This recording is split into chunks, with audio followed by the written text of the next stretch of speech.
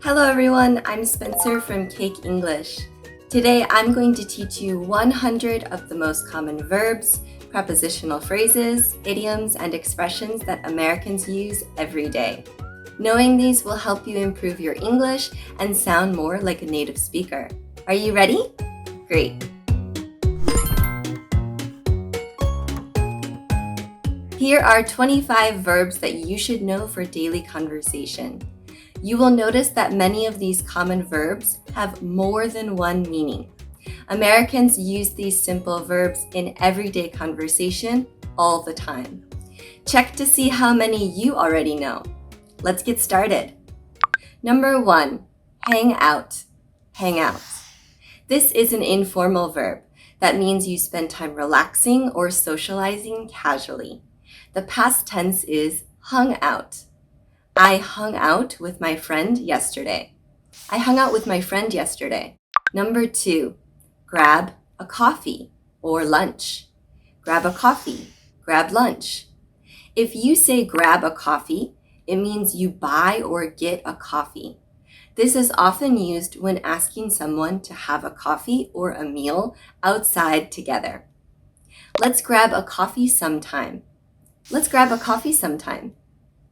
Number 3, get. Get.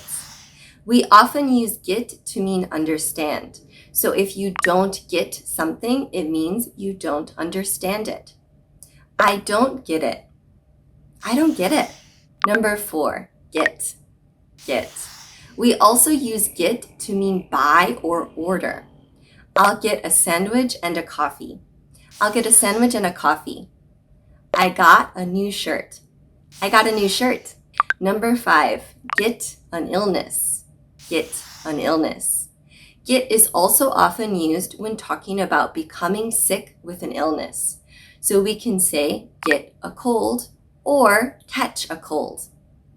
I got a cold. I got a cold. He got the flu. He got the flu.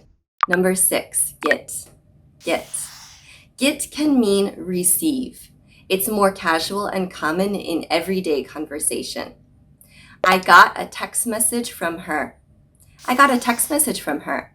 Number 7, take medicine. Take medicine.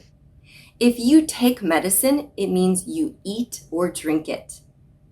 You should take some medicine if you're sick. You should take some medicine if you're sick. Number 8, take the bus or the subway. Take the bus, take the subway. This means you ride the bus or subway to go somewhere. I took the bus to work. I took the bus to work. Number 9, take a form of payment. Take a form of payment. Take is a more casual verb for accept. If a store takes credit cards, it means you are allowed to pay with a credit card. Do you take credit cards? Do you take credit cards? Number 10, take time. Take time. We use take with time to mean that something requires time. We can use it with a certain amount of time to be extra clear. It takes 20 minutes to walk there. It takes 20 minutes to walk there. Number 11, take a break. Take a break. Take a break means to rest for a short while. It's used at work, at school, everywhere. Let's take a break. Let's take a break. Number 12, take a walk. Take a walk. If you take a walk, it means you are walking for fun or exercise, not just to go to some place. I take a walk every day. I take a walk every day. Number 13, take something in a particular way. Take something in a particular way. If you take something in a certain or particular way, it means you understand something in a certain way. We often say the wrong way, which means you misunderstood something. Don't take this the wrong way. Don't take this the wrong way. Number 14, have. Have. Have is a very common verb that you should know how to use. Have can mean own, and it's much more common. It can be used with things, pets, and even family members or friends. I have 2 dogs. I have 2 dogs. Number 15, have, meaning experience. Have. Another way that we use have is to mean experience. For instance, if you have a good time, it means you experience something fun. If you have difficulty, it means you experience difficulty. I had a good time. I had a good time. I'm having difficulty with this problem.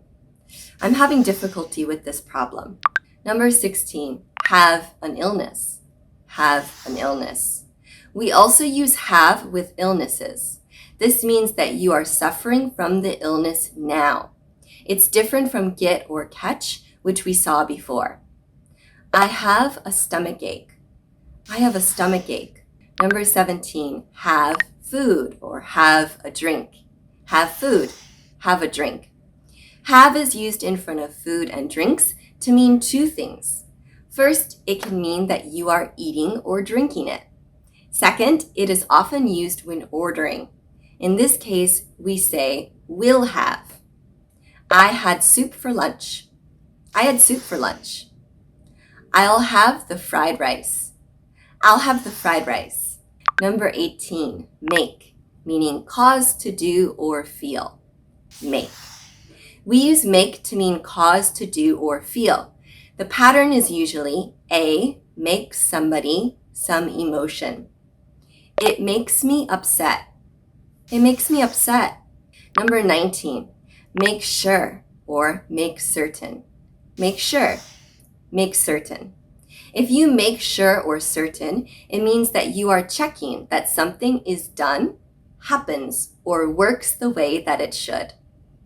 We should make sure that it'll work. We should make sure that it'll work. Number 20, make, meaning perform an action. Make. We also use make when we talk about performing an action. For instance, make a phone call, make a decision, make a mistake, make an effort, and make an appointment. I made an important decision. I made an important decision. I'd like to make an appointment. I'd like to make an appointment. Number 21, make room for. Make room for. If you make room for someone or something, it means that you move so that there is space. You can sit here. I'll make room for you. You can sit here. I'll make room for you. Number 22, make, meaning earn or get money. Make. Another way that we use make is when we talk about money. It's often used instead of earn or get money. For instance, we say make money and make a living. I'm working hard to make a living. I'm working hard to make a living. Number 23, make it. Make it. If we say make it to some place or event, it means go or arrive. We made it to the airport in time. We made it to the airport in time. I'm sorry, but I can't make it to dinner tonight. I'm sorry, but I can't make it to dinner tonight. Number 24, make time. To do something or for something. Make time. We use make time when we talk about finding the time for someone or something even though you're busy. Thanks for making time for me. Thanks for making time for me. I make time to exercise every day. I make time to exercise every day. Number 25, eat out. Eat out. Eat out means to eat outside of the house at a restaurant or a cafe. Let's eat out tonight. Let's eat out tonight. Here are 25 prepositional phrases that you should know for daily conversation. Prepositional phrases are phrases that start with a preposition, like on or for. Are you ready to see how many you already know? Let's start. Number 1, for a reason. For a reason. This is used to explain that something was not random. There was a purpose or goal for the action. I did it for a reason. I did it for a reason. Number 2, for sure. For sure. This is a very common prepositional phrase that means definitely. It's used in a sentence and also as a complete sentence to answer a question. If someone asks you, "Do you want to grab lunch with me?" you might answer, "For sure." I'll go for sure. I'll go for sure. Number 3, for a while. For a while. This means for some time. The time isn't decided, but often it's for a short time. Let's rest for a while. Let's rest for a while. Number 4, at the same time. At the same time. This means that two things happen simultaneously. In other words, they are not happening at different times. We finished work at the same time. We finished work at the same time. Number 5, at least. At least. At least can mean as much as or more than. It's used with numbers. It will cost at least $50. It will cost at least $50. Number 6, at least. At least. At least can also be used to reduce the effect of a statement. It means that there is some small good thing in a bad situation. At least I got paid to work overtime. At least I got paid to work overtime. Number 7, without doubt or without a doubt. Without a doubt. This means that something is definitely true. It's often used to emphasize what you're saying about a place or person. This restaurant is, without a doubt, the best in this city. This restaurant is, without a doubt, the best in this city. Number 8, on a trip.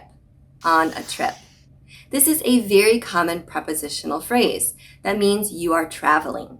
It could be a personal trip or a business trip. We use go and be in front of the phrase. I'm going to go on a trip. I'm going to go on a trip. He is on a business trip. He is on a business trip. Number 9, on vacation. On vacation. This means that someone is resting or traveling. It's for fun and relaxation. I'm on vacation, so I can't answer any calls. I'm on vacation, so I can't answer any calls. Number 10, on the dot. On the dot. This means exactly at a certain time. Often it's used when talking about finishing something, leaving someplace, or arriving at someplace. I finished work at 6 p.m. on the dot. I finished work at 6 p.m. on the dot. Number 11, on time. On time. This means not late. In other words, something happened at the correct time. Please make sure you arrive on time. Please make sure you arrive on time. Number 12, on a diet. On a diet. If someone is on a diet, it means they eat special food for their health. It could be to lose weight or to gain weight. He's on a diet, so he's not eating any sweets. He's on a diet, so he's not eating any sweets. Number 13, in time. In time. In time and on time are often mixed up. In time means not too late. In other words, something happened before it was too late. In time can also mean eventually. We arrived in time to watch the beginning of the movie. We arrived in time to watch the beginning of the movie. If you go on a diet, you will become healthier in time. If you go on a diet, you will become healthier in time. Number 14, in advance.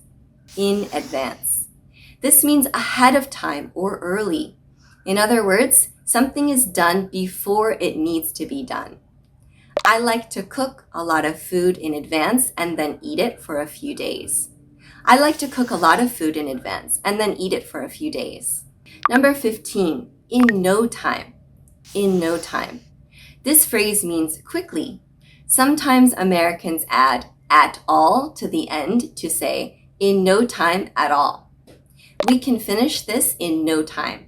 We can finish this in no time. Number 16, in touch. In touch. In touch with someone means you are in a state of communication. You talk to the person on the phone, by email, or meet them in person regularly.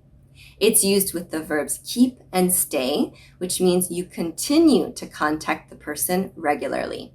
It's also used with get, which means you contact them after not contacting them for a while.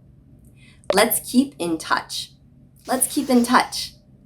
I got in touch with my old friend the other day. I got in touch with my old friend the other day. Number 17, in case. In case. If something is done in case, it means it's done as a precaution. In other words, something is done because some situation may happen. Bring an umbrella in case. Bring an umbrella in case. Number 18, in a hurry. In a hurry. If you're in a hurry, you don't have enough time. It might be because you are late, or might be late if you don't hurry. Rush is also used instead of hurry. In a rush. I'm in a hurry, so can you please drive quickly? I'm in a hurry, so can you please drive quickly? Number 20, by any chance. By any chance. This is used when asking questions to check if what you think is true is true. It also makes the question more indirect and careful, so it can sound more polite. By any chance, do you have a moment to talk? By any chance, do you have a moment to talk? Number 21, by accident. By accident. If you do something by accident, it means you do it without intending or meaning to. You didn't want to or plan on doing it. It just happened. Sorry, it looks like I called you by accident. Sorry, it looks like I called you by accident. Number 22, by oneself. By oneself. This prepositional phrase means alone or without help. Just make sure to change oneself to match the subject of the sentence. I think I can do it by myself. I think I can do it by myself. She did everything by herself. She did everything by herself. Number 23, within time. Within time. If you do something within some time, it means that you do it inside of that time frame. It doesn't take longer than that time. I'll call you back within an hour. I'll call you back within an hour. Number 24, on purpose. On purpose. This is the opposite of by accident. It means you intended to do it. You wanted to or planned to do it. Did you do it on purpose? Did you do it on purpose? Number 25, by the way. By the way. This is a very common phrase to introduce a topic not directly connected to the main topic. When you suddenly think of something else you want to say, try using it. By the way, I'm going to have a party. You should come. By the way, I'm going to have a party. You should come. It's time to learn 25 useful idioms. Idioms are phrases that have a meaning that is not obvious, so they can be hard to understand. Also, idioms change with time, so some idioms are old-fashioned and not used anymore. The 25 idioms you'll hear are actually used by Americans in daily conversation. Let's get started. Number 1, call it a day. Call it a day. This means to finish a task or work for the day. You might come back later to finish the work, but you are stopping for today. Let's call it a day and finish the rest tomorrow. Let's call it a day and finish the rest tomorrow. Number 2, get the hang of it. Get the hang of it. This means to get used to doing something and becoming better at it. It usually happens after practicing or trying a few times. It was hard at first, but I'm getting the hang of it. It was hard at first, but I'm getting the hang of it. Number 3, ring a bell. Ring a bell. This is used when you think you've heard something, but don't completely remember. The name rings a bell, but I'm not sure if I met her before. The name rings a bell, but I'm not sure if I met her before. Number 4, get over something. Get over something. This is used when you overcome a difficult situation and stop being upset or unhappy about it. You move on. I'm glad you are getting over breaking up with him. I'm glad you are getting over breaking up with him. Number 5, under the weather. Under the weather. This means you are feeling a little sick or sad. It's used with the verbs feel and be often. I'm feeling a little under the weather today, so I'm just going to stay home. I'm feeling a little under the weather today, so I'm just going to stay home. Number 6, go with the flow. Go with the flow. If you go with the flow, you allow things to happen and accept them how they are. You don't fight against the situation and just let it happen. I'm going to go with the flow and see what happens. I'm going to go with the flow and see what happens. Number 7, run late. Run late. This one is very common. It means to arrive or leave later than expected. I'm running late. I'm running late. The bus is running late. The bus is running late. Number 8, be up to someone. Be up to someone. If something is up to someone, it's their choice. This is used a lot when choosing what to do or eat with other people. Any restaurant is okay. It's up to you. Any restaurant is okay. It's up to you. Number 9, hang in there. Hang in there. This is used as a complete sentence to tell someone to cheer up or do their best. It's especially used when the person is having a difficult time. I know you're really busy. Hang in there. I know you're really busy. Hang in there. Number 10, get carried away. Get carried away. This means to blow things out of proportion or to make a big deal out of something small. In other words, someone became too emotional about something or started thinking too much about it. Sorry, I got a little carried away. Sorry, I got a little carried away. Number 11, hit the spot. Hit the spot. This is used when something was gratifying or fulfilling, especially with food and drinks. It means it's exactly what you wanted to eat or drink. That soup hit the spot. That soup hit the spot. Number 12, have had it with someone or something. Have had it. If you've had it with something, it means you're not willing to continue doing it. If you've had it with someone, it means you don't want to talk to them. It's often because you're tired, annoyed, or upset. I've had it with your excuses. I've had it with your excuses. I've had it with him. I've had it with him. Number 13, had better do something. Had better do something. Had better is used like must or should. It means you have to do something or it would be a good idea if you did it. It's often used in a shortened form. I'd better study for my test. I'd better study for my test. Number 14, at hand. At hand. This means happening now or about to happen. It also means nearby. Let's focus on the task at hand. Let's focus on the task at hand. I keep the book at hand so I can check it at any time. I keep the book at hand so I can check it at any time. Number 15, in person. In person. This means you are physically present. It's used a lot when talking about meetings that happen offline. Let's meet in person and discuss it.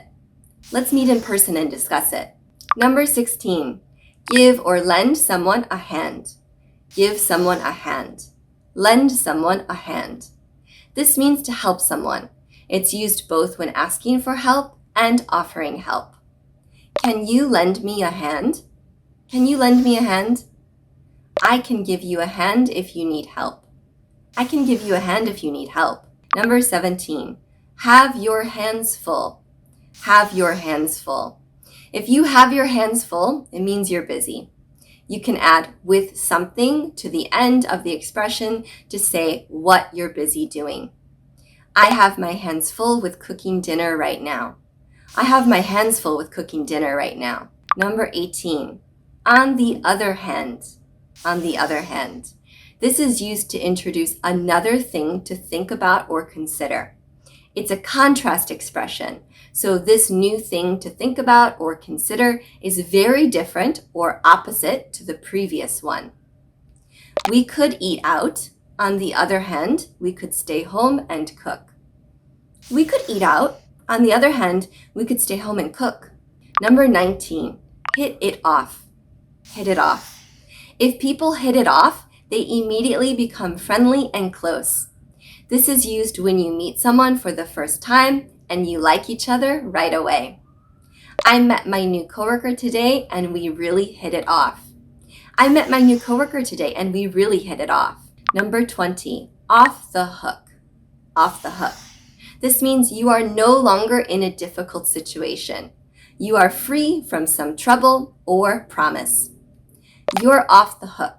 You don't have to help me move anymore. You're off the hook. You don't have to help me move anymore. Number 21, rush hour. Rush hour. This is the time when people travel to and from work. The traffic is bad and it takes longer to get places. It's rush hour, so we should probably leave early. It's rush hour, so we should probably leave early. Number 22, so far, so good. So far, so good. This idiom is used as a complete sentence. It means things are going well so far. So far, so good. So far, so good. Number 23, be on the same page. Be on the same page. If you are on the same page with someone, you agree with them. I'm glad we're on the same page. I'm glad we're on the same page. Number 24, get bent out of shape.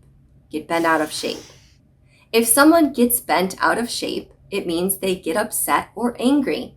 We can add about to the end of the expression to say why the person is upset. Don't get bent out of shape about what I said. Don't get bent out of shape about what I said. Number 25, make up your mind. Make up your mind. If you make up your mind, you decide something. Often we add to and a verb to say what action we've decided to take. I made up my mind to get into shape. I made up my mind to get into shape. Here are 25 questions and answers that Americans use every day to greet others, say thank you, make plans, and ask and share their opinion. These expressions are very common, so check to see how many you know. Are you ready? Let's start. Asking and answering how you are. Here are some questions and answers Americans use after saying hello. They're used to ask how someone is and also answer simply. Number 1, how's it going? How's it going? This is a casual question used to ask how someone is doing or how some situation is going. Number 2, how have you been? How have you been? This is a way to ask how someone has been doing since the last time you've seen them. Number 3, what have you been up to lately? What have you been up to lately? This is a common way to ask how someone has been spending their time. It's asking about their schedule and activities these days. Number 4, what's up? What's up? This is a casual question. It's a way to ask if there's anything new in the person's life. It's similar to what's new. It's also used when someone looks upset and you want to know what's wrong. It's similar to what's wrong. Number 5, nothing much. Nothing much. This is a way to answer the question, what have you been up to lately? Or what's up? It means that nothing special has happened. Number 6, I can't complain. I can't complain. This is a common way to answer, how's it going? Or how have you been? It means that things are okay, so there's nothing too bad to complain about. Number 7, pretty good. Pretty good. This is another way to answer how questions like, how are you? Many Americans add pretty before good to mean mostly or somewhat, saying thank you and responding to thank you. There are many ways to say thank you and to respond. Thank you and you're welcome are good to know, But in daily conversation, native speakers use a lot more than just these two. Number 8, I really appreciate it. I really appreciate it. This is used when someone does something nice for you. Number 9, that's so kind of you. That's so kind of you. This is used when someone does something nice for you or gives you a compliment. Number 10, my pleasure. My pleasure. This is a different way to say you're welcome. It means that you're happy to help. Number 11, no problem. No problem. This is a casual way to respond to thank you. It means what you did didn't take too much time or effort. Number 12, you bet. You bet. This is a casual way to say certainly. You can use it instead of saying yes or even to reply to someone saying thank you. Responding to good and bad news. Here are just a couple expressions Americans often use when they react to good or bad news. Number 13, that's good to hear. That's good to hear. You can also say, I'm happy to hear that. This is used when you hear good news. Number 14, I'm sorry to hear that. I'm sorry to hear that. This is used when you hear some bad news, especially when the bad news is serious. Number 14, that's a bummer, or that's a shame. That's a bummer. That's a shame. This is also used when you hear some bad news, but it's used for less serious bad news. Making and canceling plans. There are many ways to make and cancel plans, but here are a couple key expressions native speakers use a lot when they make and cancel plans. Number 16, are you free? Are you free? Free is more casual than available. You can add on and add the day or date. Are you free on Friday? And you can add at and add the time. Are you free at noon? Number 17, how about seeing a movie? How about seeing a movie? How about is used when you want to suggest an activity to do. Make sure you use a noun or ing verb after about. Number 18, Saturday works for me. Saturday works for me. If some day, time, or plan works for you, it means that you are available then and like the plan. Number 19, something came up. Something came up. This is something Americans say a lot when they cancel plans, but don't want to say the specific reason. It means that something happened unexpectedly. Number 20, I can't make it. I can't make it. Make it means come or go. You learned that when I introduced 25 everyday verbs. So this means that you can't go to some place and you need to cancel. Asking for someone's opinion and giving your opinion. Here are a few very common expressions used to ask for someone's opinion and give your own opinion. Number 21, do you know what I mean? Do you know what I mean? This is used after you explain your opinion and you want to know if someone agrees with you and has a similar experience. Number 22, what do you think? What do you think? This can be used when you want to ask someone's opinion about anything. Number 23, I'm not sure. I'm not sure. You can use this when you don't have a clear opinion or you don't feel comfortable to give your opinion. This is also a careful way to disagree with someone. Number 24, I couldn't agree more. I couldn't agree more. This means you totally agree with the other person's opinion. You agree 100%. Number 25, I'm afraid I have to disagree. I'm afraid I have to disagree. This means you disagree with the other person's opinion, but it's polite and careful. You don't want to disagree, but you have to. Now you know 100 common verbs, prepositional phrases, idioms, and expressions. Great job watching to the end. Make sure you use these in your own life so that you can remember them. Bye!